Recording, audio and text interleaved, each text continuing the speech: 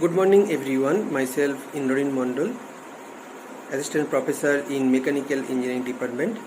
Today I am going to present an important topic, Engine Clutch Part 3, related to automobile engineering. Let's start the lecture. These are the main contents: diaphragm clutch, semi-centrifugal clutch, centrifugal clutch, hydraulic clutch, spring types clutch, electromagnetic clutch, manual clutch, and automatic clutch. Let's discuss one by one. These are the main types of clutch. In my previous lectures, I have already covered cone clutch, single plate clutch, and multi-plate clutch. In this video lecture, I will discuss rest of the parts.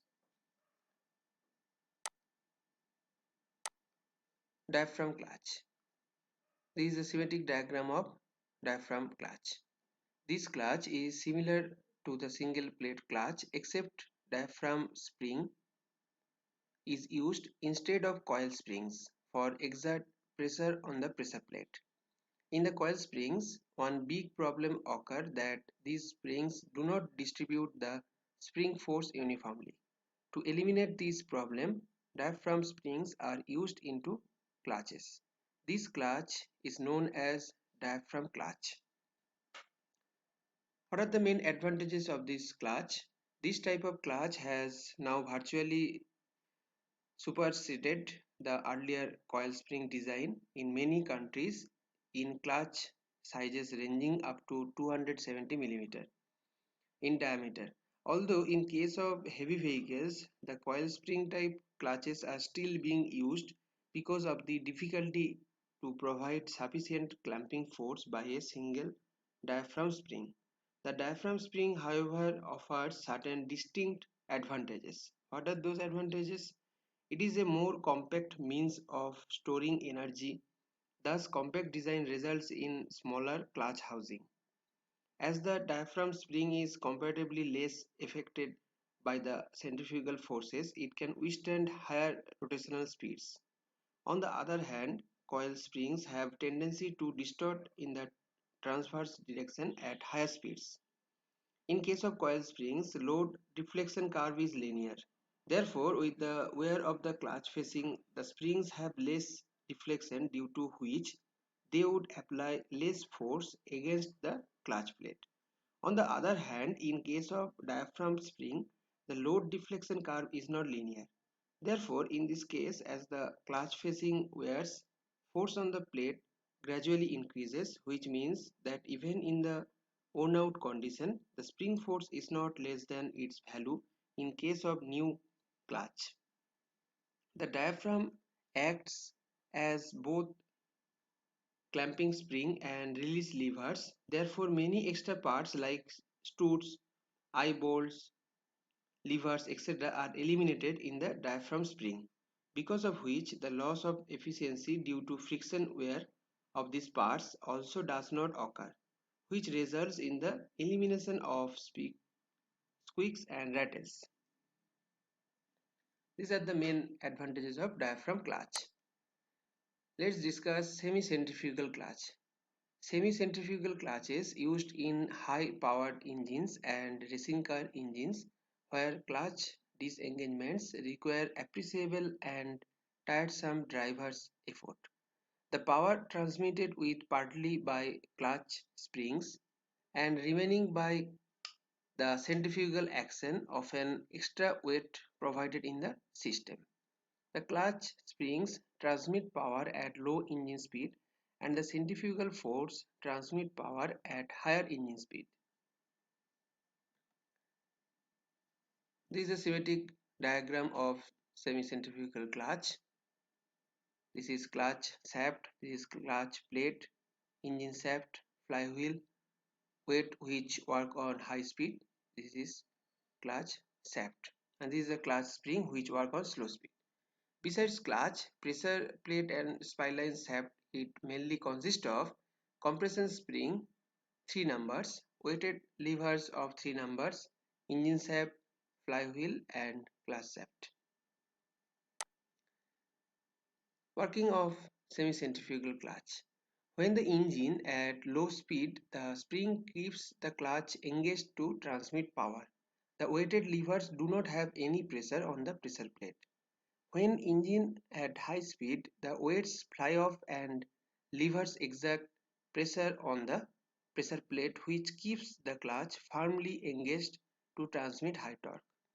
Thus, instead of having more stiff springs for keeping the clutch engaged firmly at high speeds, they are less stiff because of centrifugal forces of weighted levers, so that the driver may not get any strain in operating the clutch.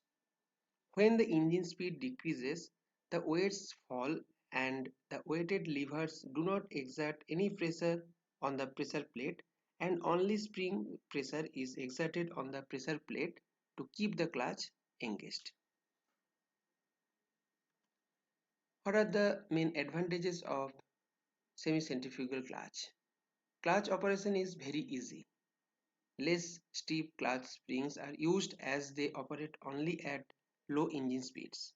What are the main disadvantages? Springs have transmitted the torque at lower engine speeds only. Centrifugal forces work only at higher engine speed to transmit torque. Application of semi-centrifugal clutch, that is generally used in Vauxhall car, that is one of foreign car. Let's discuss centrifugal clutch. Centrifugal clutch uses centrifugal force instead of spring force. This clutch is always in engaged position and it does not have a clutch pedal to operate it. Centrifugal clutch is automatically operated with engine speed. The vehicle can be stopped in gear without stalling, that is stop running the engine. And also the gear can be started in any gear by pressing the accelerator pedal.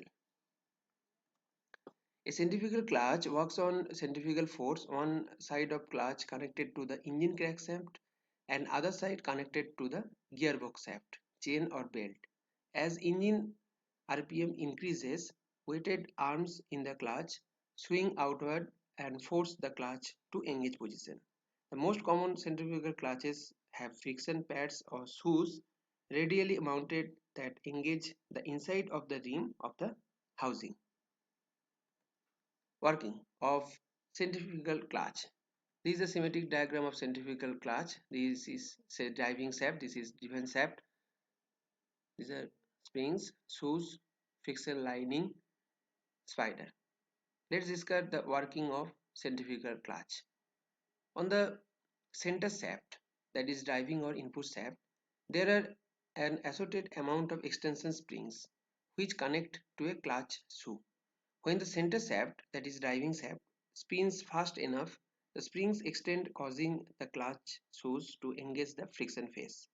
It can be compared to a drum brake in reverse order. The weighted arms force these discs together and engage the clutch and power transmitted. When the engine shaft reaches a certain RPM, the clutch activates, working almost like a continuously variable transmission. As the load increases, the RPM drops, thereby disengaging the clutch and letting the RPM rise again and re-engaging the clutch.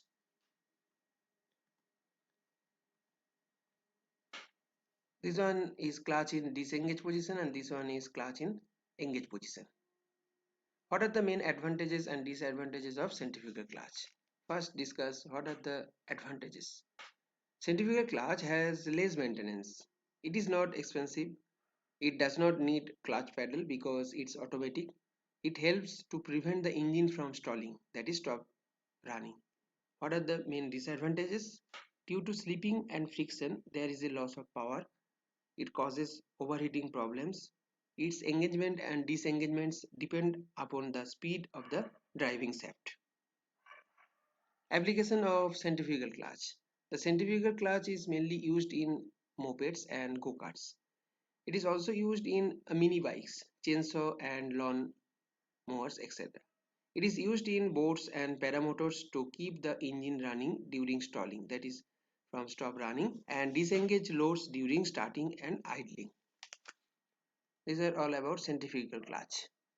Let's discuss hydraulic clutch. This clutch uses hydraulic fluid to transmit the torque. According to their design, this clutch is subdivided into two types. One is fluid coupling, another one is hydraulic torque converter. Let's discuss one by one. This is a schematic diagram of hydraulic clutch. This one is drive shaft, driven shaft, oil seal, runner, impeller. This is circulating hydraulic fluid. This one is direction of oil flow, converter housing, one-way clutch, transmission unit, input shaft, transmission case, engine crankshaft and engine flywheel. Uses master cylinder and slave cylinder, uses brake fluid and needs bleeding. This is the schematic diagram of fluid coupling. This one is the impeller, this one is a runner along this axis. Let's discuss working of fluid coupling. It is a hydraulic unit that replaces a clutch in a semi or fully automatic clutch. In this type of clutch, there is no mechanical connection between driving member and driven member. A pump impeller is bolted on a driving member and a turbine runner is bolted on the driven member. Both the above unit is enclosed into single housing filled with a liquid. This liquid serves as the torque transmitter from the impeller to the turbine. When the driving member starts rotating, then the impeller also rotates and through the liquid outward by centrifugal action. This liquid then enters the turbine runner and exerts a force on the runner blade. This makes the runner as well as the driven member rotate. The liquid from the runner then flows back into the pump impeller, thus complete the circuit. It is not possible to disconnect to the driving member to the driven member when the engine is running. So the fluid coupling is not suitable for ordinary gearbox. It is used with automatic or semi-automatic gearbox. Hydraulic torque converter. Hydraulic torque converter is same as the electric transformer. The main purpose of the torque converter is to engage the driving member to driven member and increase the torque of driven member. In the torque converter, an impeller is bolted on the driving member, a turbine is bolted on the driven member and a stationary guide vanes are placed between these two members. These all parts are enclosed into single housing which filled with hydraulic liquid. The impeller rotates with the driven member and it through the liquid outward by centrifugal action. This liquid flowing from the impeller to turbine runner exerts a torque on the stationary guide vanes which change the direction of liquid, thereby making possible the transformation of torque and speed. The difference of torque between impeller and turbine depends upon the stationary guide vanes. The hydraulic torque converter is serve the function of clutch as well as the automatic gearbox. This is all about hydraulic torque converter.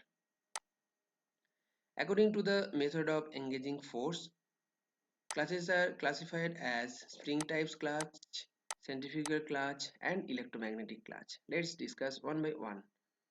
Spring type clutch. In this type of clutches, helical or diaphragm springs are used to exert a pressure force on the pressure plate to engage the clutch. These springs are situated between pressure plate and the cover. These springs are inserted into compact position into the clutch. So when it is free to move between these two members, it tends to expand. So it exerts a pressure force on the pressure plate, thus it brings the clutch in engage position. This one is a schematic diagram of spring type clutch. This is centrifugal clutch that I have already told earlier. Electromagnetic clutch. This is the schematic diagram of electromagnetic clutch. This one is rotor, armature, hub and field coil. In the electromagnetic clutch, electromagnet is used to exert a pressure force on pressure plate to make the clutch engage. In this type of clutch, the driving plate or the driven plate is attached to the electric coil. When the electricity is provided into these coils, then the plate work as the magnet and it attract another plate. So both plates join when the electricity provides and the clutch is in engage position. When the driver cuts the electricity, this attraction force disappear and the clutch is in disengage position. According to the method of control, clutches are classified as manual clutch and automatic clutch. Let's discuss. Manual clutch. In this type, clutch is operated manually by the driven when he need or when shifting the gear. These types of clutch uses some mechanical, hydraulically or electrical mechanism to operate the clutch. All friction clutches are included in it. Automatic clutch. This type of clutch is generally used in modern vehicle. This clutch has self-operated mechanism which control the clutch when the vehicle need. Centrifugal clutch, hydraulic torque converter and fluid coupling includes in it. This type of clutches is always used with the automatic transmission box. These are all about various types of clutches. If you want to get more videos, please like, share and subscribe my channel. Thank you.